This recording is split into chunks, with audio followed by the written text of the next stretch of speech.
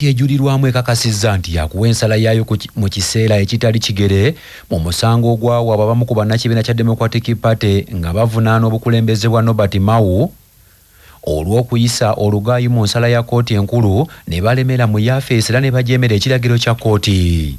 Kinajjukirwa nti omwaka oguwedde kkooti enkulu eggulu eyali ekubirizibwa omulamuzi Philip Odochi yasazamu obukulembeze bwa DP obwa Mao bwe yakizuula nti okulondebwa kwa Mao tekwagobera mateeka g'ekibiina.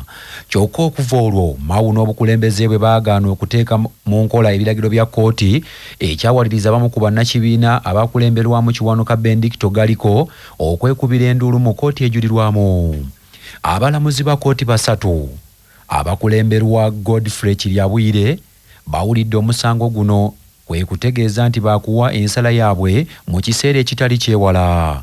Bana Democratic Party okuli Baliira Peter Salongo ne Kayiwa Deogracius beemulugunyizza ku ngeri kkooti gyekuttemu omusango guno gye bagamba nti yakasoobo, gye bagamba nti kizizza nnyo ekibiina kya DP emabega. DPC ya Kiwanuka, DPC ya Mao, DP yaffe ffenna. Bw'abaawo obutakkaanya nga babuleeteze mu kkooti zibeere za kisa ziramule mu nsonga entuufu. DP eri mu masaŋŋanzira ate twagala eve mu masaŋŋanzira. Mukulu Kiwanuka bwe yaleeta omusango mu kkooti twasanyuka nnyo nga twagala okumanya obwenkanya. Kiwanuka ye mukyamu, Mao ye mutuufu.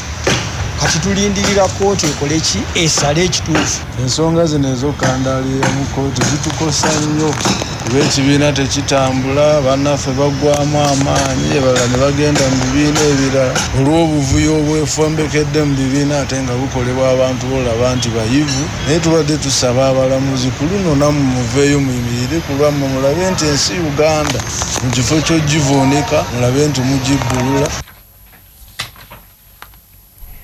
Ate ye Kiwanuka Benedicto Galiko eyaloopa omusango guno agambye nti alinze ensala ya kkooti alabe nga bw'enaafaanana, kyokka ono si mumativu ku ngeri omusango gwe gye gukwatiddwamu. Ogwange tegulagibwa nti gwakuwulira leero ate ogwo gwayita pano, kyokka ate ogweripi ku pano tegwo baagufulumiza ati hearing notice. Nejjukira omusango guno gugamba guno ogwange 005 of 2024 gugamba nti intending notice of appeal eve ku kkooti ki record. Naye agambye nti byombi bonna bagenda bikwasaganya byombi bawe judgment. Kati awo tulize judgment egenda kufaanagana etya kubanga eno egamba tujjeko ku kkooti record. Ate kati tonnaba kusaavinga ate otaddeyo omusango omulala ekitakkirizibwa. Wabula ye Ssaabawandiisi wa Democratic Party Gerald Silanda gye buvuddeko yategeeza nti ensonga za Galiko nga bwe zitalina makulu kubanga nti obukulembeze bwa Norbert Mao bwalondebwa era bukola emirimu mu mateeka. Enkaayana mu Democratic Party zaava ku ssenkaggale w'ekibiina ekyo Norbert Mao okukola endagaano n'ekibiina kya NRM bw'atyo n'aweebwa ekifo ekyo baminisita wa ssemateeka nga kino ye yali kalunsambulira n'okuvaako enkaayana ezimaamidde Democratic Party.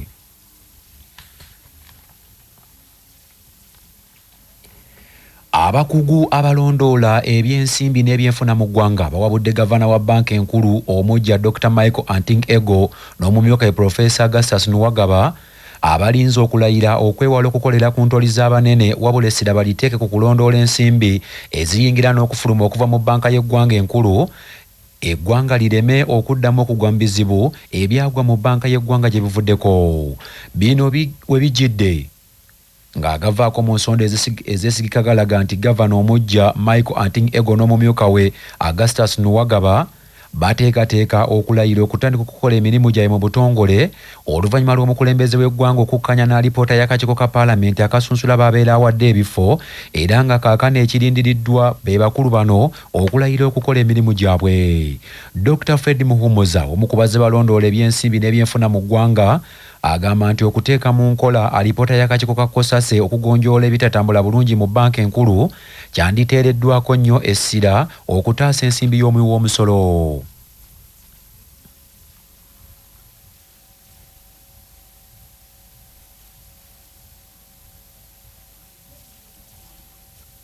wadde wabaddemu ebibaddemu kubanga emirimu gyayo gya kutereeza miwendo n'ekirala kibeera kya kulabirira nti ssente zaffe mu banka ozibeera tezirimu omuyaga. Omuntu wa bulijjo asigale ng'akyakkiriza mu banka. Tulina okutunuulira abanoonyereza kiki kye bamanyi. Engeri ssente bwe zibula mu banka buli omu ayinza okulowooza banka. Ye Henry Muguzi senkulu w'ekibiina kya Alliance for Finance Monitoring nga naye y'omu ku bazze balondoola ebyensimbi n'ebyenfuna mu ggwanga agamba nti ebitatambula bulungi mu banka y'eggwanga enkulu byeraliikiriza nti abakulu batuuka n'okufulumya ensimbi mu ngeri etategeerekeka, n'asaba abakulu abagenda okukwata yafeesi okuba abeegendereza ku mivuyo ng'egyo naddala ng'eggwanga lyolekera akalulu k'omwaka 2026. Ekisanja kino ekya abadakitinka tulabye ebintu bye tetulabangako byendowooza kyalaga nti ne systems ali mu banka agikulya yennyini ziyinza okubanga zeetaagamu okwongera okunyweza. So tetusobola nti oba oli awo ajagenda ayiga omanyi oluusi abantu bayigira ku ensobi eziba zikoleddwa. Naye ate kwa mumyuka we ezo kyemumanyiko nti musajja alina integrity, so katumuweeyo omukisa nti Professor Nabanga yali emabega wa mwami oyo Entigu oba oli awo ebintu binatereera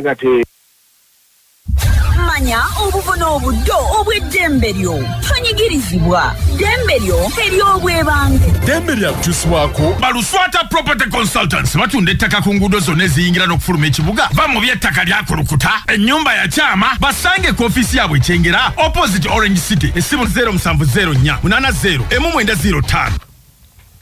Ddembe ly'okusaba kkooti okuyimiriza Wannyondo waayo okubawa ebyobugagga byo nga munnamateeka Magirani Kazibwe bw'annyonnyola. Osingiddwa omusango, kkooti n'eragira ba Wannyondo baayo bajje babowe ekyobugagga kyo gamba ng'ekidduka, ate nga ggwe weemulugunya ng'ogamba nti tewali mumativu era otaddemu okujulira, oba osobola mu kuteeka mu kujulira okwo okusabiramu olukusa eri kkooti ereesaze omusango ogwo okuyimiriza okugenda mu maaso n'okukwata ebyobugagga byo okutuusa ddala okujulira okwo lwe kuggwa, olwo n'obanga ofunira ddala ekyenkomeredde ekisembayo. Singa era oli batotegedde era oba tomatidde era nga toli mumativu mu kusalako okujulira okwo, era okyasobola okusaba kkooti eyongere eyimirize obutakwata oba kubawa bya bugagga byo okutuusiza ddala nga oli mumativu. Akakiiko ka Paalamenti akalondola gavumenti ez'ebitundu kawaliriziddwa okufulumya ekibaluwa kibakuntumya eri minisita w'ebyensimbi okumukako okulabikako mu kakiiko kano oluvannyuma lwa minisita oyo okuyitibwa enfunda mu kakiiko ako wabula ng'akeepalama.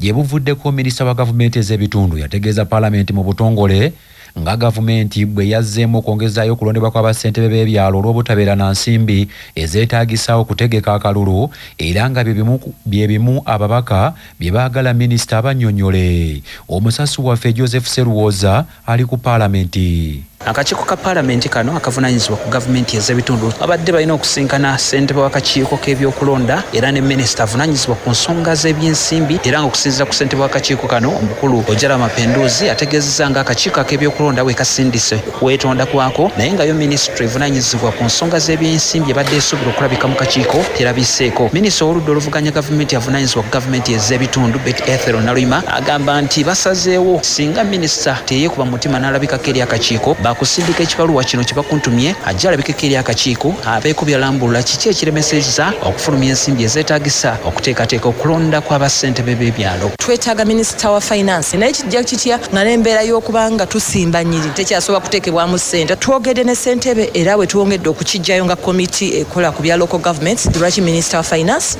ne ministry yonna tesobola kujja mu kakiiko kano okwongera okunnyonnyola, kubanga ripooti eno tusuubira okuripootinga ku Tuesday. Ensonga tugenda parliament tusalire wamu amagezi nga parliament kiki tuba tumukolera okubanga tumuyita n'atawulira tugenda mu kufulumya ekibaluwa kibakuntumye, kubanga buli kakiiko ka parliament bwe katuula kaba ne power za high court nga katudde saawe. Ku lwakinana mu munaana katonyeze munaana Joseph Seruwoza nsinzidde wano ku Parliament. Obulamu bwe bugagga kutuusibwako Rwenzori Minowota geefunire olwaleero amazzi ga Rwenzori agajjudde ebirungo by'obutonde okuva mu maka ga Rwenzori, kampuni ya Coca-Cola. Omusawo Violet Kwagala anyonyola ku kawuka akaviirako abaana okukwatibwa ssenyiga. Ssenyiga aleetebwa akawuka aka virus akayitibwa influenza virus. Akawuka kano katambulira mu mpewo, nti bw'oba omwana wo aliraanye omuntu yenna alina ssenyiga ono n'ayasimula oba n'akolola oba n'anyiza mu nnyindo n'amukwatako, then omwana naye engalo ezo n'aziteeka ba ku nnyindo ba ku mumwa, akawuka kano bwe kati bwe katambula ng'aka covid. Ng'omukulembeze w'eggwanga bwe yatonnyonnyola obulungi okwetyamula, okukolola ne ssenyiga bw'atyo bw'atambula. Ssenyiga atambula nnyo mu budde obw'omusana obulimu enfuufu. Lwaki? Nti akawuka kano kasavayivinga nnyo oba kawangaala mu mpewo enkalu. Empewo bw'ebeeramu engeri y'amazzi oba humid air, nga mpewo erimu obunnyogovu, akawuka kano kafa mangu. Ab'obuyinza mu kibuga Jinja bayimirizza mbagirawo eky'okugobaganya abasawo mu ddwaliro lya Jinja okuva ku kizimbe ekiri ku ttaka ku puloti 47 Sukulu Lane erisangibwa mu kibuga ekyo.